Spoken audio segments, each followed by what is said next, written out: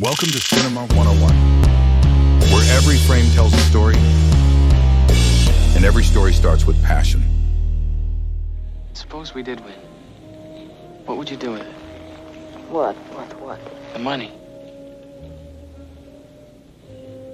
Maybe I'd buy some good rat poison. They Shoot Horses, Don't They?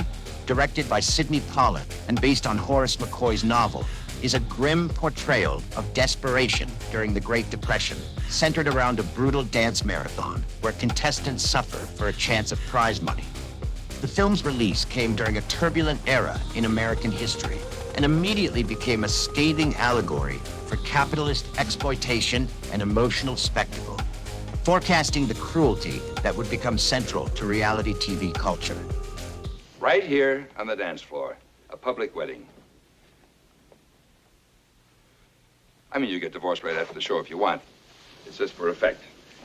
McCoy's novel had long been revered in literary circles. Jean-Paul Sartre cited it as a model of existential despair. Charlie Chaplin was involved in its first cinematic adaptation attempt before he was forced to leave the United States due to allegations of communist activity. It was only later that an emerging director by the name of Sidney Pollack brought its chilling themes to a wider audience.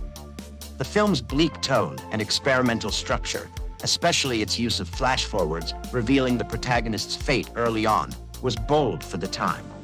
It cemented Pollack's ability to handle psychologically intense material with both empathy and style.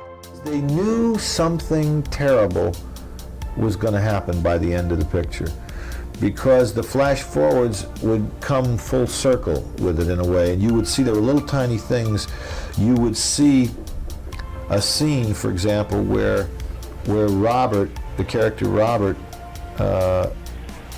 would get given the shirt with the sponsor's name on him that he was wearing in the flash forwards. So you'd say, wait a minute, it's getting closer, it's getting closer, it's getting closer, you know.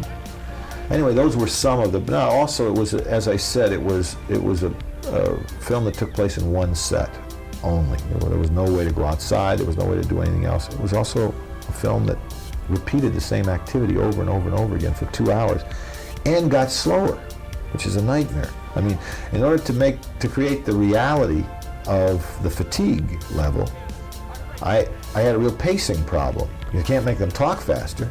If anything, they're getting more and more sleepy, more and more tired. The film's cultural resonance persists in its brutal depiction of entertainment as survival, offering a mirror to modern media's exploitation of pain for spectacle. Nominated for 9 Academy Awards, the film remains a milestone in American cinema.